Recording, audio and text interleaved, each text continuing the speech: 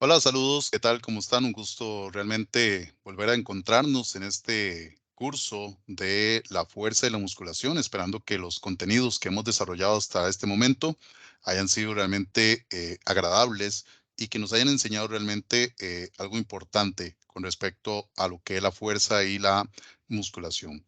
Hoy vamos a trabajar de lleno en lo que son adaptaciones neuromusculares, especialmente dando énfasis a algo que sé que les interesa, que es la parte de lo que es la hipertrofia muscular. También vamos a hablar un poco sobre lo que en la lectura que se les asignó venía con respecto a los test o las pruebas físicas que podemos estar desarrollando para evaluar la fuerza. Es sumamente importante, previo al inicio del entrenamiento como tal, que tengamos claridad cuáles son los niveles de fuerza de las personas que estamos entrenando. No podemos desarrollar un entrenamiento de fuerza o de contrarresistencia sin tener claridad cuál es el nivel de fuerza que tiene la persona a la cual estamos entrenando, y ese nivel de fuerza es el que nos permite a nosotros tener una estimación perfecta de la carga de entrenamiento a la cual va a ser sometido las personas. Luego, en un video más adelante, para esta misma sesión, vamos a trabajar un poco lo que es la anatomía funcional, importantísima desde la kinesiología y la biomecánica. Este tipo de análisis son fundamentales para trabajar lo que es la parte de fuerza. Eh, Vamos a ver, yo podría darles a ustedes o podríamos llevar un curso de entrenamiento de fuerza hablando sobre métodos de entrenamiento de fuerza, pero si no tengo claridad quién desarrolla la fuerza en el cuerpo y en este caso qué músculos están involucrados en las acciones motrices que yo estoy estimulando, tendría un vacío importante a la hora de ser analítico con respecto a las metodologías del entrenamiento. Tengo que comprender y entender cuáles son esos grupos musculares involucrados de forma real en las cadenas cinéticas que me permitan a mí poder desarrollar acciones motrices con más eficiencia y más eficacia. Es muy común, y lo sé por experiencia empírica que hemos visto en muchos lados, que las personas someten a los clientes, por ejemplo, a entrenamientos o ejercicios de fuerza en perspectiva de que están entrenando un objetivo X o estimulando ciertas zonas musculares, pero cuando realmente no está pasando. Entonces hay que profundizar sobre el conocimiento de la anatomía funcional precisamente para poder entender todo lo que es la parte del entrenamiento de la fuerza. Pero bueno, vamos a dar inicio. Precisamente permítanme compartir por acá para hablar sobre respuestas y adaptaciones neuromusculares importantes que tenemos que tener claridad precisamente para nuestro entrenamiento, qué va pasando en el organismo. Importante entender que el reclutamiento de nuestras fibras musculares es de una forma asincrónica. O sea, no todas las fibras musculares se contraen al mismo tiempo. Solo se van a contraer según la necesidad del estímulo de contracción que estos tengan. Una fibra muscular, en un músculo grande, cualquiera de los músculos que nosotros tengamos, recordemos que hay múltiples cantidades de fibras musculares en los músculos, entonces estas fibras musculares se van a contraer en dependencia del estímulo. Si necesitamos mucha fuerza, vamos a reclutar más fibras musculares, y si necesitamos poca fuerza, vamos a reclutar pocas fibras musculares. También es un juego de excitación e inhibición de impulsos nerviosos. A mayor necesidad de fibras musculares por el estímulo dado, mayor va a ser la cantidad de fibras, y a mayor fibras de contracción estimuladas y contraídas, mayor fuerza. La unión hace la fuerza. Bueno, es parte también de lo que vamos a ir viendo dentro del reclutamiento. Esto es un juego de reclutamiento, bloqueo, reducción de impulsos, pero lo importante es entender que a mayor cantidad de unidades motoras que se activan de manera simultánea, mayor fuerza, que es lo que vamos a llamar después o que llamamos coordinación intramuscular. Cuando más fibras musculares se contraen, más fuerza estamos ejerciendo. Y eso es una de las primeras adaptaciones que deberíamos de estar buscando o trabajando con las personas cuando se someten a un entrenamiento de fuerza, que más fibras musculares se puedan reclutar, o sea, que haya una adaptación neuromuscular, que exista una adaptación donde más terminaciones nerviosas, más motoneuronas, activen más fibras musculares, más unidades motoras, precisamente para producir más fuerza. Tal vez no con el volumen que quisiéramos, o sea, tal vez no en ese momento vamos a tener altos ganancias en el volumen, pero sí tenemos más reclutamiento de fibras y por ende podemos generar más fuerza.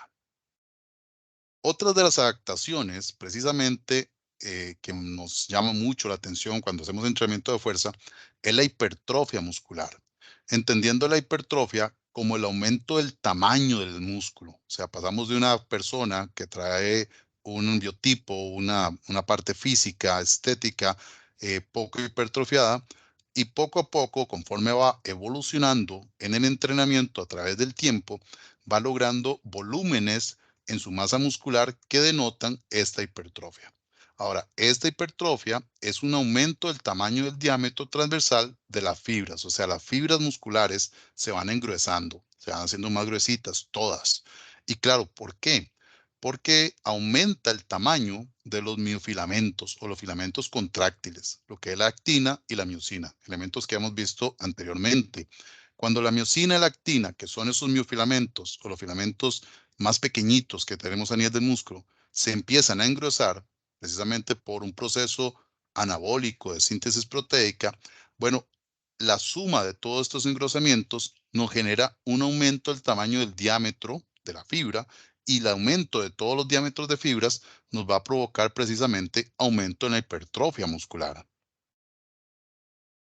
Ahora, este proceso de hipertrofia muscular va a pasar por dos fases. Una fase aguda, que es una fase precisamente que se da en el momento del entrenamiento, o sea, en la sesión de entrenamiento, ocurre en la sesión a pocos segundos, precisamente obedece a que en el proceso de contracción muscular, cuando estoy ejerciendo esa contracción muscular y estoy ejecutando un ejercicio de contrarresistencia, este ejercicio contra resistencia, según la carga de entrenamiento, según la intensidad que esté yo trabajando, o sea, según el peso que esté levantando la persona, va a generar rompimientos de las estructuras de los sarcómeros. Ahora, en dependencia de la intensidad, si yo exagero la intensidad, este rompimiento podría ser muy grande y en vez de ser un rompimiento controlado, podría estar generando pequeños desgarros o grandes desgarros a nivel de la fibra muscular y en vez de estar generando una adaptación positiva, podría estar generando más bien una lesión deportiva. Yo tengo que controlar y tener claridad que la carga tiene que ser adecuada según la capacidad funcional de las personas. Si tiene poca fuerza, por eso tengo que evaluar la fuerza para entender cuánta es la carga que puedo aplicar. Si yo no evalúo y aplico cualquier carga, podría estar generando, en vez de un rompimiento controlado, un desgarro en la fibra muscular. Ahora, estos pequeños daños en la célula muscular, que es lo que estamos buscando, queremos que estos daños vengan a generarnos edemas agudos. Estos edemas son esas hinchazones, digámosle así, este abultamiento de líquidos, de nutrientes, ¿verdad? Que vienen precisamente a producirnos un proceso de inflamación a nivel de la fibra muscular que estamos estimulando. El dilema es que es un proceso transitorio. Una vez que usted termina el entrenamiento, este proceso se va a ir disminuyendo hasta tal punto que ya después el edema desaparece.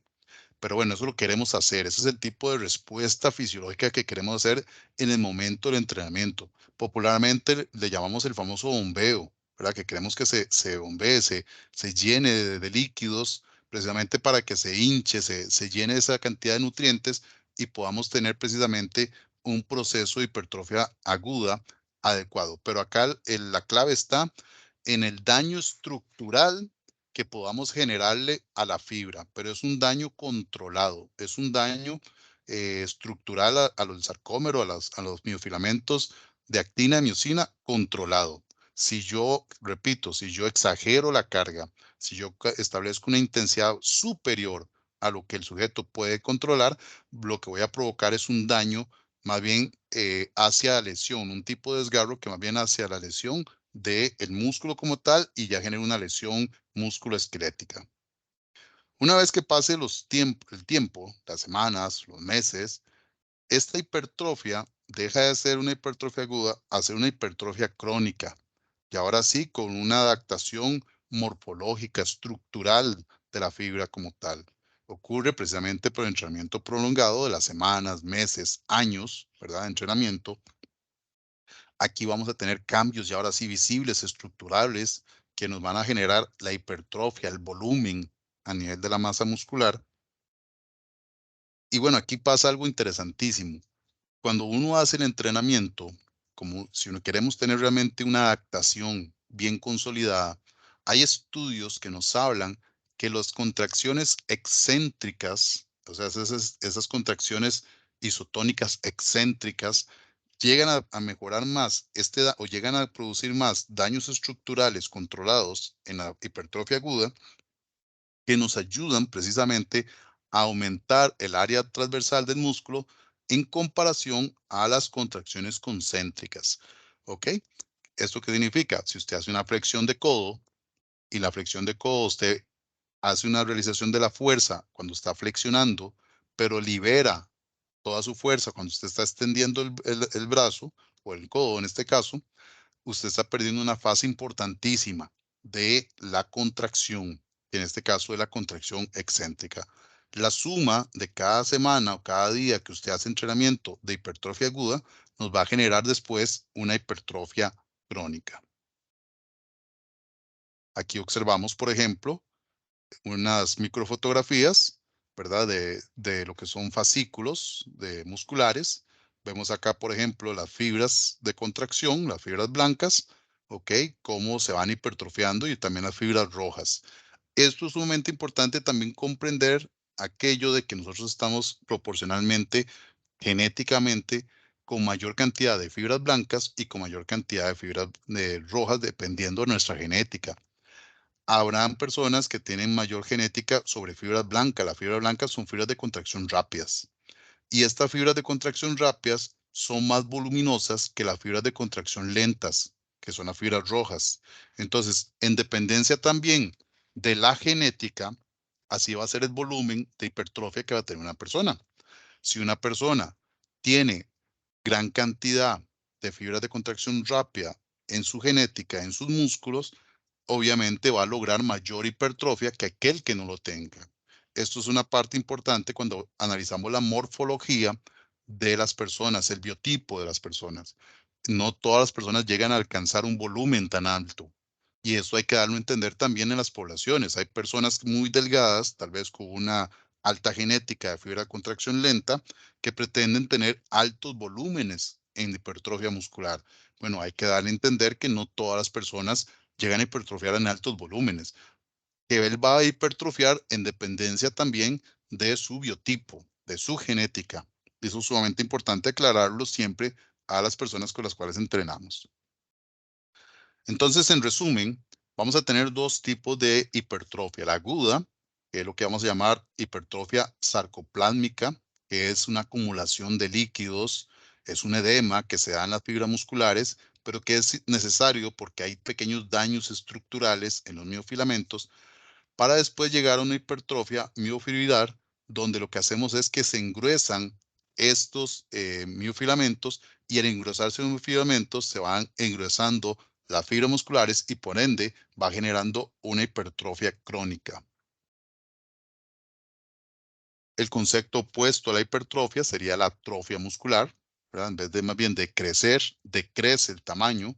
Tradicionalmente podría ser por sedentarismo o por algunas patologías musculoesqueléticas degenerativas que efectivamente lleguen a degradar lo que es el tamaño de la fibra muscular. Tradicionalmente es por problemas de sedentarismo, falta de actividad física que va generando estos procesos de atrofia. ¿En cuánto tiempo se pierde un proceso de hipertrofia? Porque eso es un detalle interesante. O sea, yo puedo entrenar 1, 2 o 3 años, tener un tamaño muy voluminoso de mi fibra muscular, pero si dejo de entrenar con respecto a cada día que pase yo sin entrenar, se va a ir perdiendo precisamente esa capacidad de hipertrofia y más bien voy hacia la atrofia muscular. Esto dependerá de las ganancias musculares que usted tenga. Si ha durado 1 o 2 años generando una hipertrofia muscular bastante amplia, es factible que dure un tiempo proporcional también perdiendo esa capacidad de hipertrofia.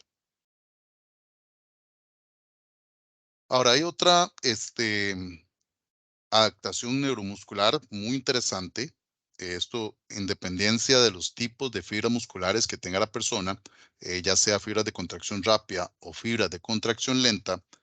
Si, por ejemplo, nosotros entrenamos mucho resistencia, o sea, hacemos carreras de 10 kilómetros, de 21 kilómetros, es factible que las fibras de contracción rápidas empiecen a comportarse bioquímicamente como fibras de contracción lentas. ¿Por qué? Porque existen cambios transitorios de las características bioquímicas de la célula muscular. Recordemos que una célula muscular de contracción rápida tiene menos niveles de mitocondria que una fibra de contracción lenta. Entonces, para el organismo, generar mayor cantidad de contenido mitocondrial dentro de la célula se convierte en algo que realmente le es factible. Y esto lo puede hacer, es un cambio transitorio. Entonces, esta interconversión de fibras es un cambio, es una capacidad de la célula de modificar sus propiedades bioquímicas y sus características contráctiles. Entonces yo puedo hacer de que mi fibra rápida se comporte, sin perder de que es fibra rápida, pero se comporte como una fibra lenta, cambiando, modificando transitoriamente sus propiedades bioquímicas, o sea, su irrigación sanguínea, su contenido mitocondrial, su manera de obtener el ATP a través de la oxidación, ya no tanto de la glucólisis como tal, sino a través de la oxidación. Es ese cambio de las características de las fibras tipo 2 a la tipo 1 y viceversa. Sin embargo, es más común pasar de rápido a lento que de lento a rápido. Se utiliza mucho precisamente esta interconversión para ir especializando deportistas ya sobre deportes muy específicos, y esto se va gracias a es una ganancia gracias a la continuidad en el entrenamiento deportivo. Otro elemento dentro de las adaptaciones neuroanatómicas es la hipertrofia selectiva. ¿Esto qué significa? Que es una adaptación que se produce por el gesto deportivo específico que se realiza en cada deporte. Si usted nota, por ejemplo, un corredor de velocidad tiene altos volúmenes de hipertrofia muscular, precisamente porque el corredor de velocidad va a estimular lo que es la contracción muscular de las fibras de contracción rápida. Y las fibras de contracción rápida son más voluminosas que las fibras de contracción lenta. Si usted observa, por ejemplo, un maratonista o un ciclista, se ven más delgados, su biotipo es más delgado, pero eso no significa que no tengan masa muscular. Por el contrario, su porcentaje de masa muscular es tan igual como el porcentaje de masa muscular que un velocista. Lo que pasa es que el tipo de fibra muscular hipertrofiado selectivamente es más el tipo de fibra muscular de contracción lenta y no el rápido como en el caso anterior. Como es el fibra de contracción lenta, las fibras de contracción lenta son, en este caso, menos voluminosas, tienen menos volumen. Entonces, por ende, vas a tener una persona que se hipertrofia igual, bastante, pero con menos volumen a nivel muscular. Entonces, esto es lo que les decía, el ejemplo, un maratonista va a hipertrofiar las fibras lentas, por ende se ve más delgadito, pero en proporción de su masa corporal, o sea, su composición corporal, tiene un 50-55% de su masa corporal en músculo. Esto le da pie a aquello que hablábamos del fundamento de la especificidad del entrenamiento deportivo. Sea específico sobre lo que entrena y así va a ser las ganancias. Sumamente importante para entender, por ejemplo, también sobre las metodologías del entrenamiento. Si usted somete a una persona a un entrenamiento de hipertrofia muscular, al final lo que va a lograr es hipertrofia muscular. Hay que recordar que hay manifestaciones de la fuerza.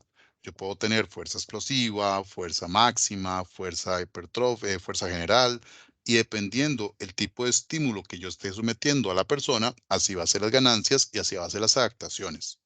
Entonces, esto es sumamente importante entenderlo, porque si estamos hablando después, vamos a hablar después de planificación de entrenamiento de la fuerza, yo tengo que comprender que según a lo que sometí a la persona, así va a ser las ganancias que voy a ir teniendo. Vean, por ejemplo, acá.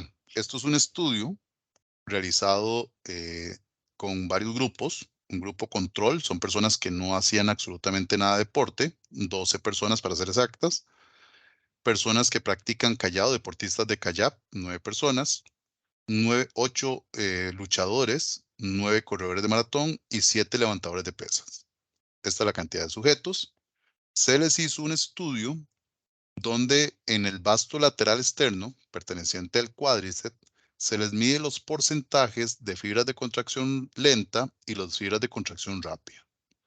Nótese que los del grupo control, los 12 sujetos del grupo control, es mayor la cantidad de porcentaje de fibra de contracción rápida.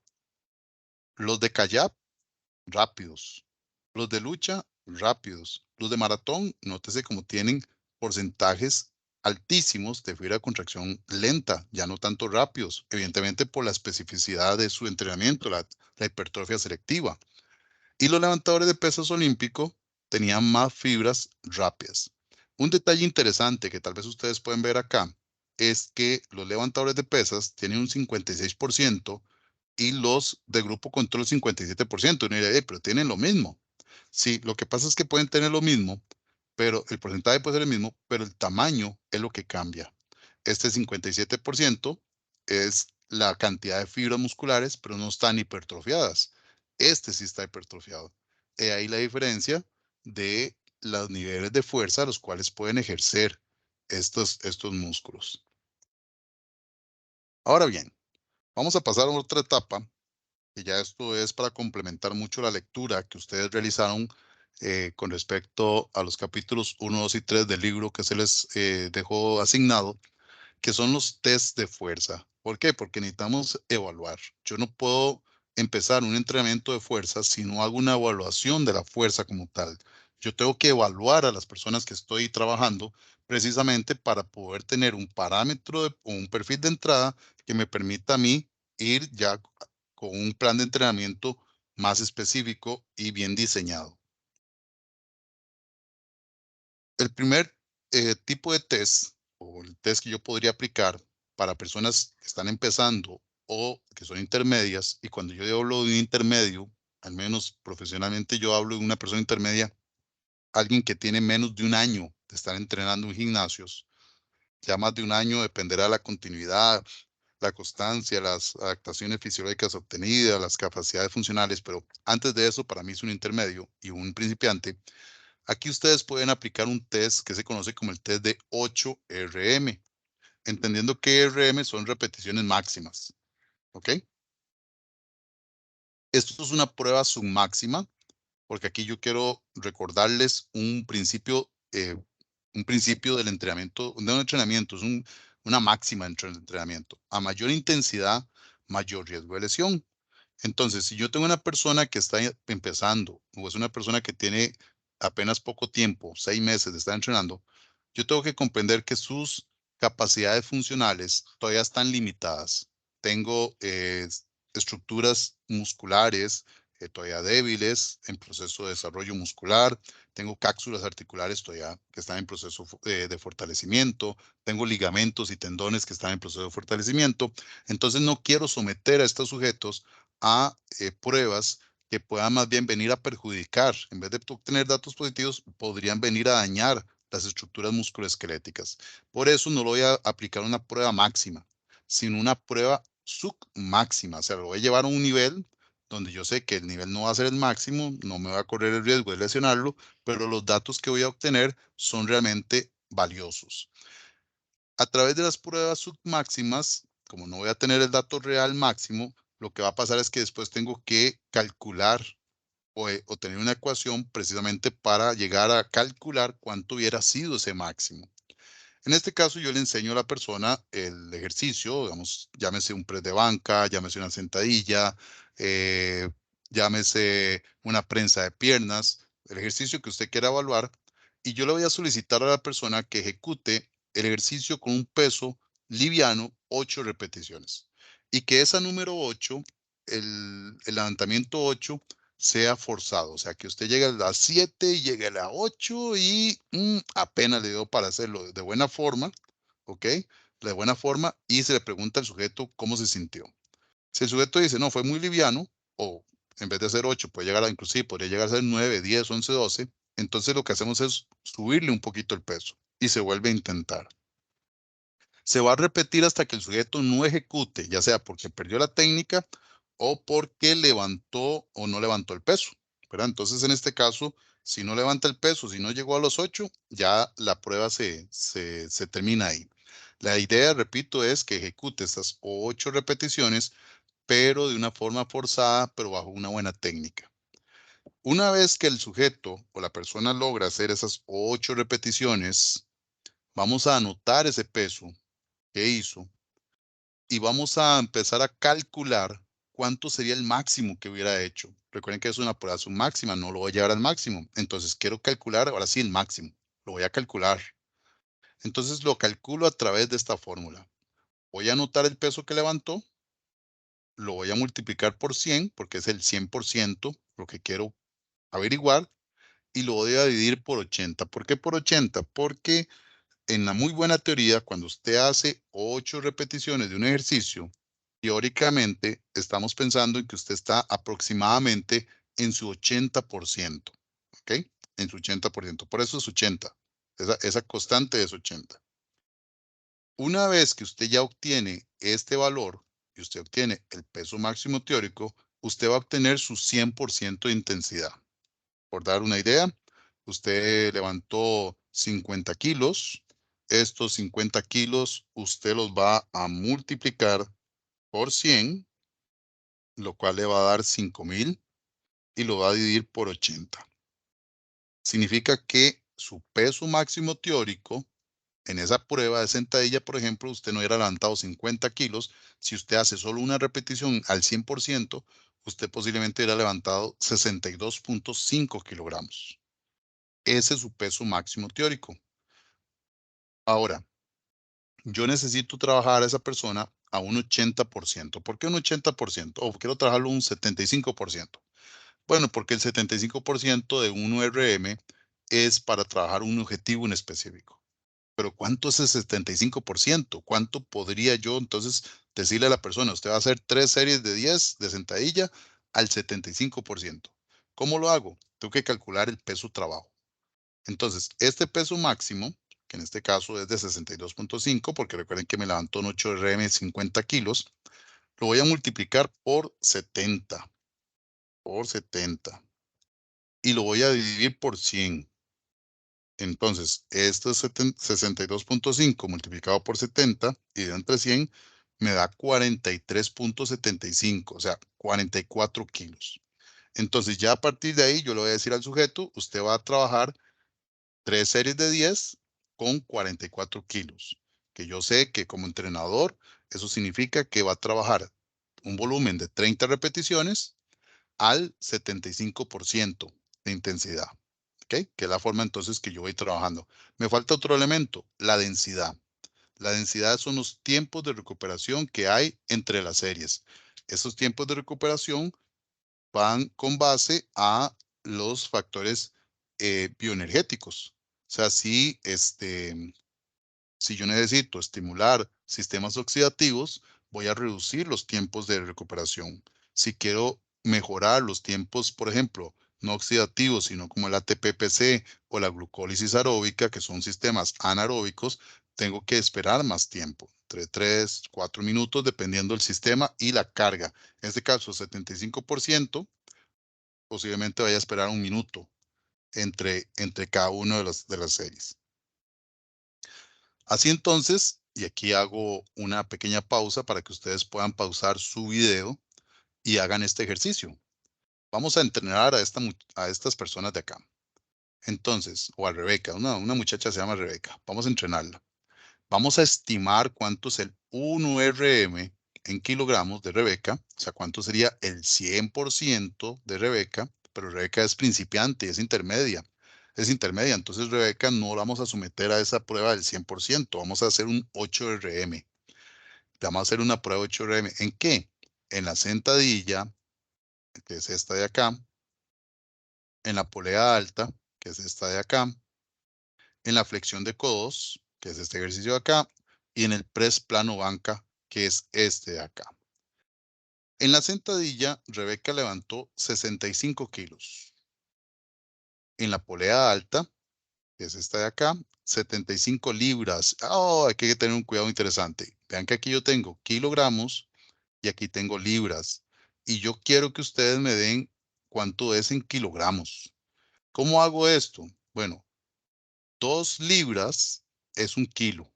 Entonces ustedes tienen que tomar 70, para convertirlo a kilos, 75 libras, dividirlo entre 2.2 para poder convertirlo a kilogramos. O su resultado final lo van a dividir por 2.2 para obtener en kilogramos. Hay que tener cuidado con eso. La flexión de codo son 10 libras y el press plano banca 35 kilogramos. ¿Qué es lo que tienen que hacer? Bueno, me devuelvo acá. Tienen que buscar van a buscar el peso máximo teórico. Entonces, cada uno de esos pesos los van a multiplicar por 100 y lo van a dividir por 80 para obtener el peso máximo teórico en esos 4 ejercicios. En la sentadilla, en la polea alta, en la flexión de codo y en el press plano banca. Entonces, mi recomendación en este momento es poner pausa al video y hacer estos 4 cálculos. Adelante.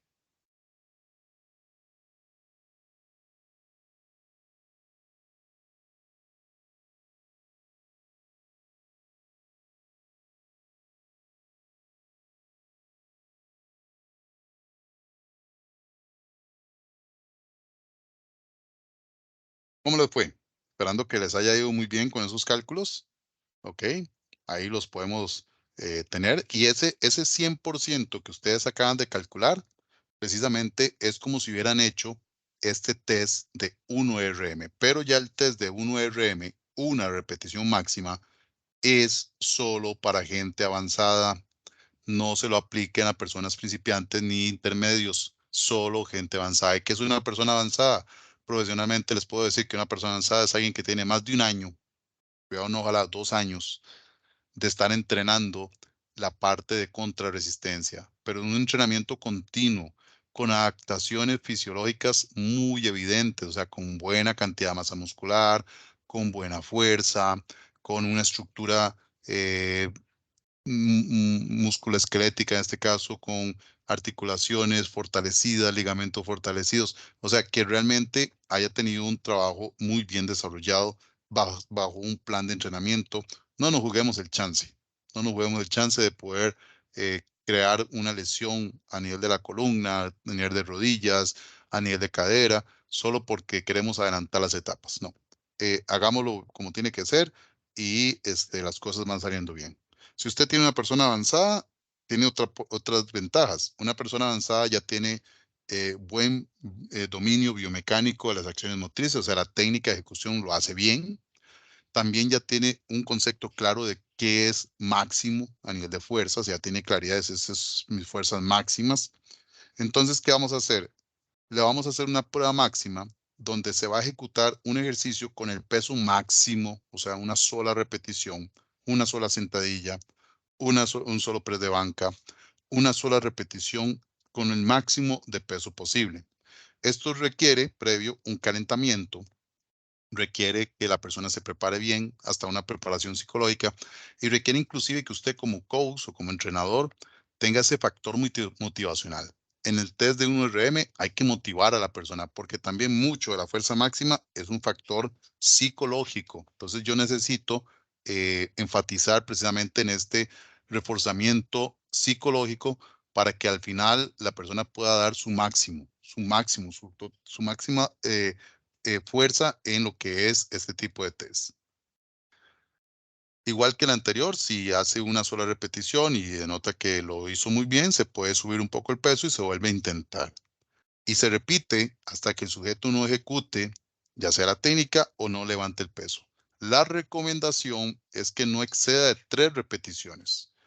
Si usted puede hacer 4, y lo puede hacer, pero si usted hace 5, 6, 7, digamos, hace una, descansa, hace otra, descansa, lo que va haciendo es fatigando a la fibra muscular y al sistema nervioso y va perdiendo lo que es la efectividad de la prueba.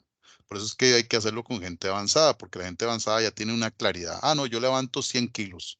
Entonces usted podría empezar con 95 kilos en ese ejercicio, sabiendo que lo domina, hace una repetición con 100, que es el peso máximo que ha levantado, e intenta con 105 kilos, por ejemplo. Entonces, a partir de ahí, ya 105, si lo levanta y lo levanta bien, se convierte ya en su nuevo 100%, en su nuevo 1RM. Por ende, no excedemos muchas repeticiones. Ahí lo hacemos de esa forma para que efectivamente sea acorde. Tiempos de densidad o tiempos de descanso entre series son amplios. Estamos hablando de fuerza máxima. Hay un desgaste neuromuscular muy importante, bioquímico muy importante, bioenergético muy importante. Entonces necesitamos por lo menos entre 4 a 5 minutos de recuperación entre las series precisamente para hacerlo de la forma más eficiente posible. Aquí no se aplica ninguna fórmula. Peso levantado de forma eficiente y máximo es tu 100%. Ya no hay más que hacer. Y a partir de ahí vamos a tener un número que nos va a permitir a nosotros hacer todos los cálculos correspondientes. Entonces, ¿cómo calculamos la intensidad de trabajo? ¿Cómo calculamos el peso a levantar? Bueno, el 1RM representa nuestro 100%. Por ejemplo, levantó 100 kilos. Necesito trabajar a la persona al 80% del 1RM. Entonces, aplico aquella fórmula del peso trabajo. 100 kilos por la intensidad, o sea, la cantidad de peso levantado, o el 1RM por la intensidad, y entre 100. En este caso, el resultado son 80 kilos. Entonces, ya quiero hacer sentadillas profundas, 4 series de 4 repeticiones al 80%. ¿Ok? Entonces, ya sé que si hace 100 kilos, el 80% son 80 kilogramos. Y bueno, juega. Entonces son 4 series de 4 repeticiones al 80%. ¿Para qué? Bueno, vamos a ver los objetivos. ¿Para qué me sirve esto?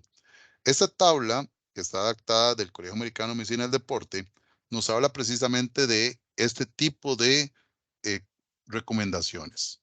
Yo quiero desarrollar, recuerden que hay manifestaciones de la fuerza.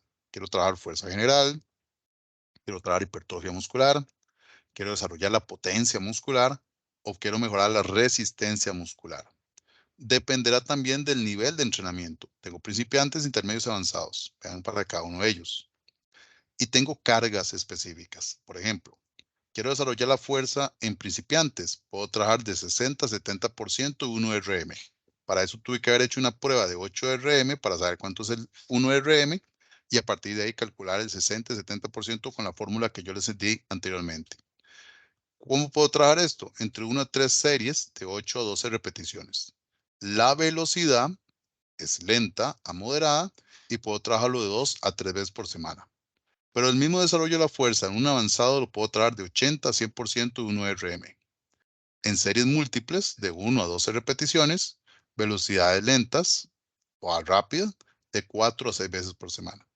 ¿Qué pasa si quiero trabajar hipertrofia muscular, por ejemplo, en principiantes? Que yo les decía a ustedes un 70%, bueno, 75% les dije. Bueno, de 70 a 85% de 1RM, de 1 a 3 series de 8 a 12 repeticiones, de 2 a 3 veces por semana. Un avanzado, aquí están, por ejemplo, un intermedio 70 a 85, y aquí están las características del volumen, características de velocidad y la frecuencia. ¿Qué pasa con la potencia, por ejemplo? Veamos la potencia de un intermedio. La potencia en un intermedio puede ir desde 0 a 60% de un RM en tren inferior o de 30 a 60% tren superior. En series de 1 a 3 series de 3 a 6 repeticiones. Y vean acá, por ejemplo, la velocidad es rápida. Claro, porque estamos trabajando potencia. Potencia es fuerza por velocidad. Puedes hacer la mayor cantidad de fuerza en el menor tiempo posible, de 3 a 4 veces por semana. Entonces, aquí ya estamos implementando metodología del entrenamiento a nivel de la fuerza, con base a los test que nosotros hemos aplicado. Según la manifestación de la fuerza que yo quiera entrenar, según el nivel del practicante, así va a ser la carga o la intensidad, el volumen, la velocidad y la frecuencia que yo voy a ir aplicando con respecto al entrenamiento que yo quiero hacer. Pero sumamente importante la evaluación. Yo no puedo empezar un plan de entrenamiento si no sé cuánto es su 1RM, ya sea que lo estimé a través de una prueba sum máxima como el 8RM, o bien lo calculo a través de una prueba de 1RM directamente cuando son personas avanzadas. Entonces, aquí es algo importante que tenemos que considerar a la hora de planificar nuestras sesiones de entrenamiento. ¿Qué pasa con las ganancias de fuerza con el entrenamiento? Bueno, pasa lo siguiente. De los primeros 3 a los 6 meses, las ganancias van del 25 al 100%.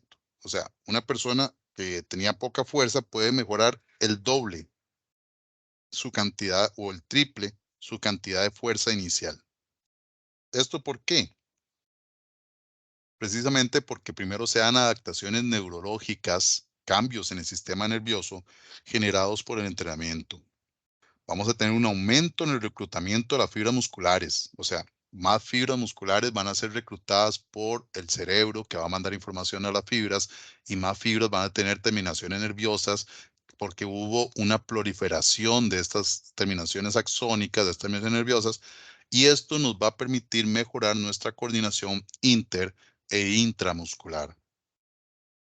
Vamos a aumentar también la frecuencia de los estímulos nerviosos, lo que vamos a llamar potenciales de acción, del cerebro hacia el músculo. Entonces, muchas eh, de las señales nerviosas van a llegar en mayor cantidad, pero de manera más eficiente. Entonces, esto nos permite a nosotros también aumentar la fuerza, aumentar la fuerza. Claro, mayor cantidad de unidades motoras reclutadas, mayor fuerza. Aquello de que la unión hace la fuerza. Acuérdense de eso. La unión hace la fuerza. Y eso es lo que vamos trabajando con las personas desde el inicio. Vamos mejorando la coordinación intramuscular e intermuscular. No tanto la potencia en primera instancia, no tanto la hipertrofia en primera instancia, no.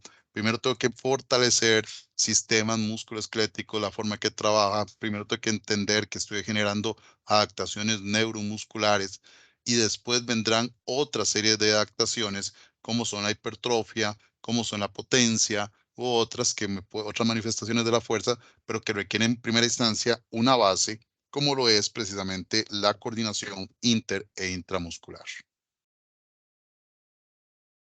Veamos acá, por ejemplo, las ganancias de fuerza con respecto a factores hipertróficos y factores neurológicos. Durante las primeras 8 semanas o inclusive hasta las primeras 12 semanas, las ganancias de fuerzas predomina principalmente las adaptaciones de factores neurológicos, o sea, aumento de la ramificación de las terminaciones nerviosas hacia el músculo, de los impulsos nerviosos del cerebro hacia el músculo, del reclutamiento de las fibras motoras. Precisamente eso es lo que va generando más aumento, no tanto la hipertrofia que va poco a poco subiendo, subiendo, subiendo, subiendo. Y es más o menos a partir de los 3 meses que hay un intercambio. Los factores neurológicos disminuyen y aumenta lo que es el aumento de fuerza gracias al tamaño de la fibra muscular. Por eso, particularmente, no comparto cuando un chico, una chica, tiene apenas 6 semanas de estar entrenando y tiene niveles de hipertrofia muy altos, muy, muy altos. Eh, a mí, en mi concepto, ya hay uso de algún tipo de sustancia que precisamente lo que está haciendo es alterando este comportamiento fisiológico normal.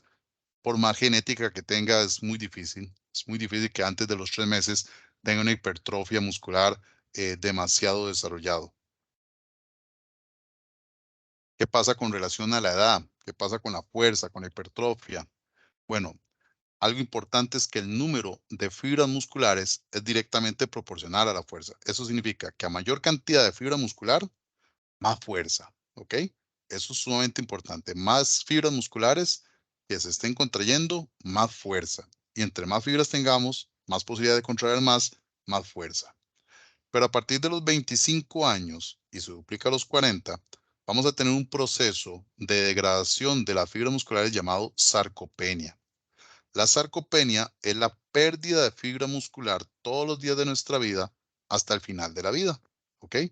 Usted a partir de los 25 años, todos los días vas a ir perdiendo masa muscular, haga o no haga deporte. Esto es parte del proceso de envejecimiento normal de todo ser humano. Vamos a ir perdiendo, después de los 25 años, fibra muscular y se duplica a partir de los 40 años. Se duplica el proceso de sarcopenia. Entonces, ¿qué pasa? Que una persona joven va a tener buena cantidad de masa muscular y conforme va envejeciendo, la fibra muscular va a ir disminuyendo. Haga o no haga deporte, repito, esto haga o no haga entrenamiento. Aquí vemos, por ejemplo, un corte transversal de un músculo a los 25 años, y aquí vemos el corte transversal de la misma zona anatómica a los 65 años. Lo que pasa es que si la persona no hace actividad física o no hace ejercicio, va a ser más gravoso el proceso de sarcopenia. Esa es la diferencia. Una persona con actividad física va a disminuir los efectos negativos de la sarcopenia que una persona que no haga actividad física. Veamos este ejemplo de acá, y aquí yo lo que quiero invitarlos es a no ver la simbología como hombres y mujeres, sino personas físicamente activas van a ser los azules, personas que no hacen actividad física van a ser los rojos. El desarrollo máximo de fuerza en las personas va a llegar aproximadamente entre los 20 y 25 años a nivel de fibra de contracción rápida. Después de ahí empezamos con los procesos de sarcopenia. Una persona que se ha mantenido físicamente activo va a ir perdiendo masa muscular todos los días de su vida, se multiplica después, se duplica la velocidad de pérdida a los 40 años hasta el final de su vida. Pero no es lo mismo ser este sujeto azul que está aquí arriba que ser este sujeto rojo que está aquí abajo. Si la persona no ha hecho actividad física, igual va a ir perdiendo, tal vez hasta en mayor cantidad. Esta persona en su vida adulta mayor posiblemente va a depender de ayudas como una andadera, una silla de ruedas para poder moverse, mientras esta otra persona adulta mayor va a tener una vida independiente. Esto se llama calidad de vida. La fuerza es proporcional a la fibra muscular y la fibra muscular va a ir decayendo a través de los años. ¿Qué pasa si yo era muy atlético y un momento dejo de entrenar? Bueno, puede ser que caiga a estos niveles. Y cuidado, no a estos niveles. ¿Qué pasa si yo nunca hacía nada y empiezo a hacer ejercicio? Bueno, empiezo a fortalecer y puede ser que nunca llegue aquí arriba, pero voy a mantenerme por acá. ¿Ok? Esta diferencia entre aquí y aquí puede ser la diferencia entre una buena calidad de vida o no.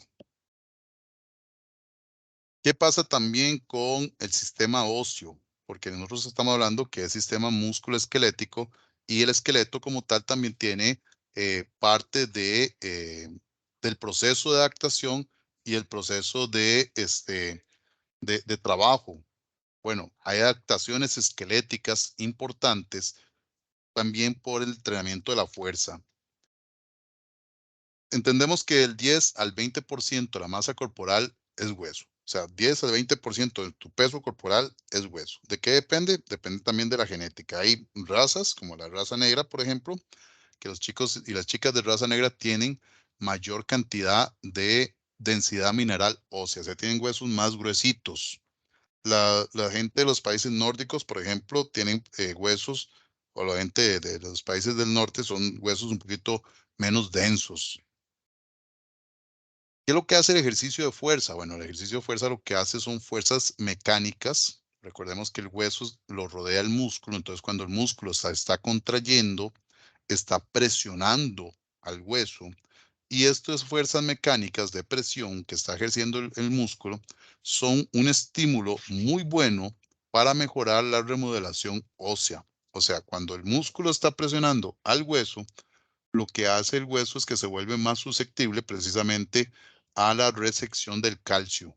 Eso es lo que hace, resecciona el calcio, y efectivamente lo que hace es tener mejor capacidad de captación de estos minerales.